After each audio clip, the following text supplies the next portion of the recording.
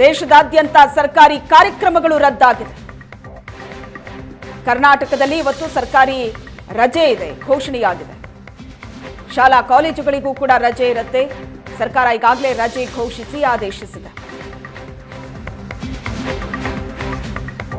ದೆಹಲಿಯಲ್ಲಿ ಮಾಜಿ ಪ್ರಧಾನಿ ಮನಮೋಹನ್ ಸಿಂಗ್ ನಿಧನರಾಗಿದ್ದಾರೆ. ಬೆಳಗಾವಿಯಲ್ಲಿ ನಡೆಯಬೇಕಾಗಿದ್ದ ಕಾಂಗ್ರೆಸ್ ಕಾರ್ಯಕ್ರಮ ರದ್ದಾಗಿದೆ. ಬೆಳಗಾವಿಯಿಂದ ರಾತ್ರಿಯೇ ದೆಹಲಿಗೆ ಬಂದಿದ್ದಾರೆ ರಾಹುಲ್ ಗಾಂಧಿ ಮತ್ತು ಮಲ್ಲಿಕಾರ್ಜುನ್ ಖರ್ಗೆ. ಬೆಳಗಾವಿಯಲ್ಲಿ ನಡೀತಾ ಇದ್ದಂತಹ ಕಾಂಗ್ರೆಸ್ ಶತಮಾನೋತ್ಸವ ಸಮಾವೇಶ ರದ್ದಾಗಿದೆ. ಈ ಸಮಾವೇಶಕ್ಕಾಗಿ ನಿನ್ನೆಯೇ ಬೆಳಗಾವಿಗೆ ಬಂದಿದ್ರು ರಾಹುಲ್ ಗಾಂಧಿ ಮತ್ತು ಮಲ್ಲಿಕಾರ್ಜುನ್ ಖರ್ಗೆ. ಮನಮೋಹನ್ ಸಿಂಗ್ ಅವರ ನಿಧನದ ಸುದ್ದಿ ತಿಳಿದು ಬೆಳಗಾವಿಯಿಂದ ರಾತ್ರಿಯೇ ದೆಹಲಿಗೆ ಬಂದಿದ್ದಾರೆ ರಾಹುಲ್ ಗಾಂಧಿ ಮತ್ತು ಮಲ್ಲಿಕಾರ್ಜುನ್ ಖರ್ಗೆ. ಇನ್ನು ಬೆಳಗಾವಿಯಲ್ಲಿ ನಡೆಯಬೇಕಾಗಿದ್ದ ಕಾಂಗ್ರೆಸ್ ಕಾರ್ಯಕ್ರಮ ರದ್ದಾಗಿದೆ.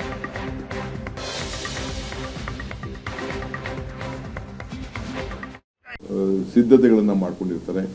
ಎಲ್ಲರೂ ಕೂಡ ನಾನು ಮನವಿ ಮಾಡ್ಕೊಳ್ತಾ ಇದ್ದೇನೆ, ಈ ಕಾರ್ಯಕ್ರಮ ರದ್ದಾಗಿದೆ. ಆದರೆ 10:30 ಗಂಟೆ 11 ಗಂಟೆ 10:30 ಗಂಟೆ ಸಂದರ್ಭದಲ್ಲಿ ನಾವು ಅದೇ ಒಂದು ಏನು ವೇದಿಕೆ ನಿರ್ಮಾಣ ಮಾಡಿದ್ದೇವೆ ಆ ಜಾಗದಲ್ಲೇ ಅವರಿಗೆ ಗೌರವವನ್ನು ಸಲ್ಲಿಸುವಂಥ ಕಾರ್ಯಕ್ರಮವನ್ನು, ಯಾಕೆಂದರೆ ಯಾರ್ಯಾರು ಇದ್ದೀರಿ ಅವರೆಲ್ಲರೂ ಕೂಡ ಪಾಲ್ಗೊಳ್ಬೇಕು ಅಂತೇಳಿ, ಯಾಕೆಂದರೆ ಭಾಳ ಜನ ಹೊರಗಡೆಯಿಂದ ಬಂದುಬಿಟ್ಟಿದ್ದಾರೆ. ಅವರೆಲ್ಲರೂ ಕೂಡ ಗೌರವವನ್ನು ಸಲ್ಲಿಸುವಂಥ ಒಂದು ಅವಕಾಶವನ್ನು ಮಾಡಿಕೊಡ್ಬೇಕಾದ್ದು ನಮ್ಮ ಕರ್ತವ್ಯ. ಸೊ ಅದೇ ವೇದಿಕೆಯಲ್ಲಿ ಎಷ್ಟು 10:30 ಗಂಟೆಗೆ ಬೆಟರ್ 10:30 ಒಂದು ಹಾಫ್ ಅನ್ ಅವರ್ ಬೇಕಾದ್ರೆ 10:30 ಗಂಟೆಗೆ ನಾನು ಎಲ್ಲ ನಾಯಕರುಗಳು ಯಾರು ಬೆಂಗಳೂರಿಂದ ಬಂದಿದ್ದೀರಿ, ಹೊರಗಡೆಯಿಂದ ಬಂದಿದ್ದೀರಿ, ರಾಜ್ಯದ ಮೂಲೆಯಿಂದ ಬಂದಿದ್ದೀರಿ, ತಾವಿದ್ದು ಆ ಒಂದು ಸಭೆಯಲ್ಲಿ ಗೌರವವನ್ನು ಸಲ್ಲಿಸುವಂಥ ಒಂದು ಸಭೆಯಲ್ಲಿ ತಾವೆಲ್ಲ ಪಾಲ್ಗೊಳ್ಬೇಕು ಅಂಥೇಳಿ ನಾನೆಲ್ಲರೂ ಕೂಡ ನಾವು ಪ್ರಾರ್ಥನೆಯನ್ನು ನಾವು ಮಾಡ್ತಾ ಇದ್ದೇವೆ. ನಾಳೆ ಸರ್ಕಾರ ಈಗಾಗಲೇ ನಾವು ಗೌರವವನ್ನು ಸಲ್ಲಿಸಬೇಕಾಗಿದೆ. ಸರ್ಕಾರ ರಜೆ ಘೋಷಣೆ ಮಾಡಿದೆ. ಸೊ ಆ ದೃಷ್ಟಿಯಿಂದ ನಮ್ಮೆಲ್ಲ ಕಾರ್ಯಕ್ರಮಗಳನ್ನು ರದ್ದಾಗಿದೆ.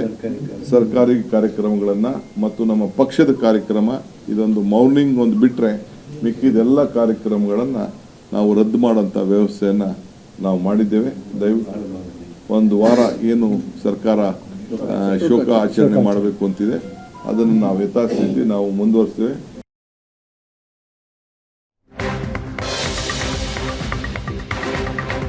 ಮನಮೋಹನ್ ಸಿಂಗ್ ನಿಧನಕ್ಕೆ ಪ್ರಧಾನಿ ಮೋದಿ ಸಂತಾಪ ಸೂಚಿಸಿದ್ದಾರೆ. ಮನಮೋಹನ್ ಸಿಂಗ್ ಒಬ್ಬ ವಿಶಿಷ್ಟ ಮತ್ತು ಅದ್ಭುತವಾದ ನಾಯಕ. ಮನಮೋಹನ್ ಸಿಂಗ್ ಅವರು ಪ್ರತಿಭಾನ್ವಿತ ಆರ್ಥಿಕ ತಜ್ಞ. ಮನಮೋಹನ್ ಸಿಂಗ್ ನಿಧನಕ್ಕೆ ಪ್ರಧಾನಿ ಮೋದಿ ಸಂತಾಪ ಸೂಚಿಸಿದ್ದಾರೆ. ಒಬ್ಬ ವಿಶಿಷ್ಟ ಮತ್ತು ಅದ್ಭುತ ನಾಯಕ ಮನಮೋಹನ್ ಸಿಂಗ್ ಅಂತ ಹೇಳಿದ್ದಾರೆ. ಅನೇಕ ಸರ್ಕಾರಗಳಲ್ಲಿ ವಿವಿಧ ಹುದ್ದೆಗಳಲ್ಲಿ ಕರ್ತವ್ಯ ನಿಭಾಯಿಸಿದ್ದಾರೆ. ದೇಶದಲ್ಲಿ ಪ್ರಬಲ ಆರ್ಥಿಕ ನೀತಿ ಜಾರಿ ಮಾಡಿದ್ದಂತಹ ನಾಯಕ. ಜನರ ಜೀವನ ಸುಧಾರಣೆಯಲ್ಲಿ ಮನಮೋಹನ್ ಸಿಂಗ್ ಅವರ ಪಾತ್ರ ಮಹತ್ವದ. ದೇಶ ಮೇರು ನಾಯಕರೊಬ್ಬರನ್ನ ಕಳೆದುಕೊಂಡಿದೆ. ನಮ್ಮ ಆರ್ಥಿಕ ನೀತಿಯ ಮೇಲೆ ಬಲವಾದ ಮುದ್ರೆಯನ್ನ ಹಾಕಿದವರು ಮನಮೋಹನ್ ಸಿಂಗ್ ಅಂತ ಮಾಜಿ ಪ್ರಧಾನಿ ನಿಧನಕ್ಕೆ ನರೇಂದ್ರ ಮೋದಿ ಸಂತಾಪ ಸೂಚಿಸಿದ್ದಾರೆ. ಈ ಬಗ್ಗೆ ಹೆಚ್ಚಿನ ಡೀಟೇಲ್ಸ್ ಅನ್ನ ಕೊಡ್ತಾರೆ ನಮ್ಮ ದೆಹಲಿ ಪ್ರತಿನಿಧಿ ಮಂಜುನಾಥ್ ಸಂಪರ್ಕದಲ್ಲಿದ್ದಾರೆ.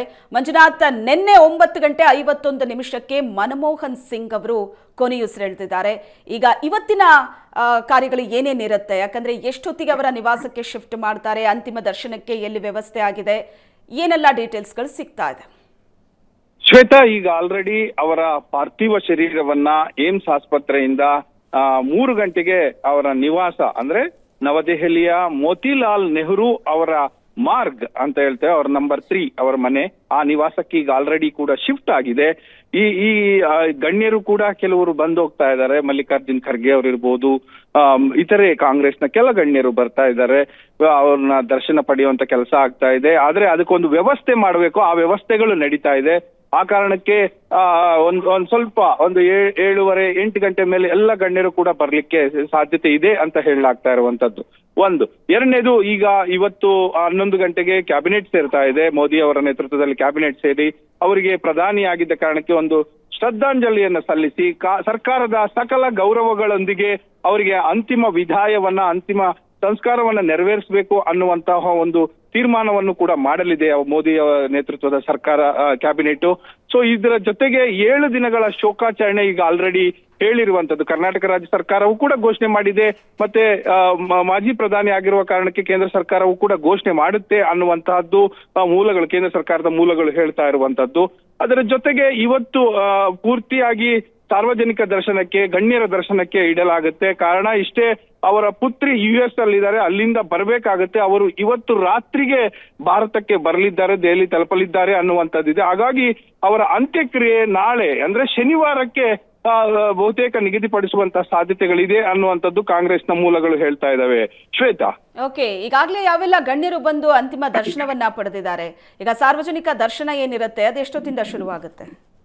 ಅದರ ಬಗ್ಗೆ ಇನ್ನೂ ಮಾಹಿತಿಗಳು ಲಭ್ಯ ಆಗಬೇಕಾಗಿದೆ. ಅಲ್ಲಿ ಸಿದ್ಧತೆಗಳನ್ನ ನೋಡ್ಕೊಳ್ಳಲಿಕ್ಕೆ ಕಾಂಗ್ರೆಸ್ನ ಕೆಲವು ನಾಯಕರುಗಳು ಬಂದು ವಿಸಿಟ್ ಮಾಡಿರುವಂತದ್ದು ಅವರ ನಿವಾಸಕ್ಕೆ. ಪೂರ್ತಿಯಾಗಿ ಅಂದ್ರೆ ಮೃತದೇಹ ಏಮ್ಸ್ ಆಸ್ಪತ್ರೆಯಿಂದ ಪಾರ್ಥಿವ ಶರೀರ ಮನೆ ತಲುಪಿದೆ. ಮನೆ ತಲುಪಿದ ಕೂಡಲೇ ಅಲ್ಲಿ ಏನಾಗಬೇಕು ಕೆಲವೊಂದು ಸಿದ್ಧತೆಗಳು ಅವು ಎಲ್ಲ ಆಗ್ಬೇಕಾಗತ್ತೆ. ಮತ್ತೆ ಗಣ್ಯರು ಬರ್ತಾ ಇದ್ದಾರೆ ಅಂದ್ರೆ ಒಂದಷ್ಟು ಭದ್ರತೆ ಕ್ರಮಗಳು ಕೂಡ ಅಗತ್ಯ ಆಗುತ್ತೆ. ಈ ಹಿನ್ನೆಲೆಯಲ್ಲಿ ಭದ್ರತಾ ಕ್ರಮಗಳನ್ನು ಕೂಡ ಮಾಡುವಂತ ಅಥವಾ ಸಿದ್ಧತೆಯನ್ನು ಮಾಡುವಂತ ಇದರಲ್ಲಿ ಪೊಲೀಸರು ಕೂಡ ಇದ್ದಾರೆ. ಹಾಗಾಗಿ ಒಂದು 7 ಗಂಟೆಯ ನಂತರ ಒಂದು ಗಣ್ಯರು ಬರಬಹುದು ಅನ್ನುವಂಥದ್ದು. ಆದ್ರೆ ಒಂದು ಇಲ್ಲಿ ದೆಹಲಿಯಲ್ಲಿ ಈಗ ಸಣ್ಣಕ್ಕೆ ಮಳೆ ಅನಿಲಿಕ್ಕೆ ಶುರುವಾಗಿರುವಂತದ್ದು. ಹಾಗಾಗಿ ಗಣ್ಯರು ಬರ್ಲಿಕ್ಕೆ ಅಥವಾ ಬೇರೆ ಬೇರೆ ಇಡೀ ಕಾಂಗ್ರೆಸ್ ಈಗ ಬೆಳಗಾವಿಯಲ್ಲಿದೆ. ಬೆಳಗಾವಿಯಲ್ಲಿ ಕರ್ನಾಟಕದ ದಿಂದಲೂ ಕೂಡ 11 ಗಂಟೆಗೆ ಅಲ್ಲಿ ಒಂದು ಶ್ರದ್ಧಾಂಜಲಿ ಸಭೆ ಇದೆ. ಅವೆಲ್ಲವನ್ನ ಮುಗಿಸಿಕೊಂಡು ಇಲ್ಲಿಗೆ ನಾಯಕರು ಬರುವಂತ ಸಾಧ್ಯತೆ ಇದೆ. ಇನ್ನು ಉಳಿದಂತೆ ಭಾರತದ ಬೇರೆ ಬೇರೆ ರಾಜ್ಯಗಳ ಮತ್ತೆ ಕಾಂಗ್ರೆಸ್ನ ನಾಯಕರು ಕೂಡ ಬರ್ತಾರೆ. ಅದರ ಜೊತೆಗೆ ಅವರು ಬಲ್ಲವರು, ಅವರ ಹಿತೈಷಿಗಳು, ಮತ್ತೆ ಬೇರೆ ಬೇರೆ ಕ್ಷೇತ್ರಗಳಲ್ಲಿ ಕೆಲಸ ಮಾಡಿರೋರು ಅವರ ಜೊತೆಗೆ ಎಲ್ಲರೂ ಕೂಡ ಬಂದು ಅವರ ಅಂತಿಮ ದರ್ಶನ ಪಡಿತಾರೆ ಅನ್ನುವಂಥದ್ದು ಮಾಹಿತಿ ಇರುವಂತದ್ದು. ಹಾಗಾಗಿ ಸಕಲ ಸಿದ್ಧತೆಯಂತೂ ನಡೀತಾ ಇದೆ. ಶ್ವೇತಾ, ಓಕೆ, ಈಗ ಬೆಳಗಾವಿ ಕಾರ್ಯಕ್ರಮಕ್ಕೆ ಅಂತ ರಾಹುಲ್ ಗಾಂಧಿ ಮತ್ತೆ ಮಲ್ಲಿಕಾರ್ಜುನ್ ಖರ್ಗೆ ನೆನ್ನೆನೆ ಹೋಗಿದ್ರು. ಬಟ್ ಈ ಸುದ್ದಿ ಕೇಳಿ ರಾತ್ರಿನೇ ಹೊರಟಿದ್ದಾರೆ. ಅವರು ನೇರವಾಗಿ ಬಂದು ಅಂತಿಮ ದರ್ಶನವನ್ನ ಪಡೆದ್ರ ಅಥವಾ ಇನ್ನು ಬರಬೇಕಾ? ಖರ್ಗೆ ಅವರು ಅವರ ನಿವಾಸಕ್ಕೆ ಭೇಟಿ ನೀಡಿದ್ರು. ಇನ್ನು ಪಾರ್ಥಿವ ಶರೀರ ಬರೋದಕ್ಕೆ ಮುಂಚೆಯೇ ಭೇಟಿ ನೀಡಿದ್ರು. ಅದಾದ ನಂತರ ಈಗ 3 ಗಂಟೆಗೆ 3-3:30 ಹೊತ್ತಿಗೆ ಪಾರ್ಥಿವ ಶರೀರ ಅವರ ಮನೆ ತಲುಪಿದೆ. ಸಿದ್ಧತೆಗಳು ಏನೇನು ಆಗಬೇಕು ಅನ್ನುವಂಥದ್ದು ಕೂಡ ಎರಡೂ ಕಡೆಯಿಂದಲೂ ಆಗ್ತಾ ಇದೆ. ಒಂದು, ಕಾಂಗ್ರೆಸ್ ಪಕ್ಷದ ಕಡೆಯಿಂದಲೂ ಕೂಡ ಮೇಲುಸ್ತುವಾರಿ ವಹಿಸಿಕೊಂಡು ಎಲ್ಲವೂ ಕೂಡ ನಡೆಯುವಂತದ್ದು ಆಗ್ತಾ ಇದೆ. ಇನ್ನೊಂದು ಕಡೆ ಸರ್ಕಾರದ ವತಿಯಿಂದಲೂ ಕೂಡ ಅಂತಿಮ ಗೌರವವನ್ನ ಏನೇನು ಸಲ್ಲಿಸಬೇಕು ಆ ನಿಟ್ಟಿನಲ್ಲೂ ಕೂಡ ಎಲ್ಲಾ ಸಿದ್ಧತೆಗಳು ಕೂಡ ನಡೀತಾ ಇದೆ. Shweta, okay, thank you Manjunath, ನೀವೆಲ್ಲ ಡೀಟೇಲ್ಸ್ಗೆ.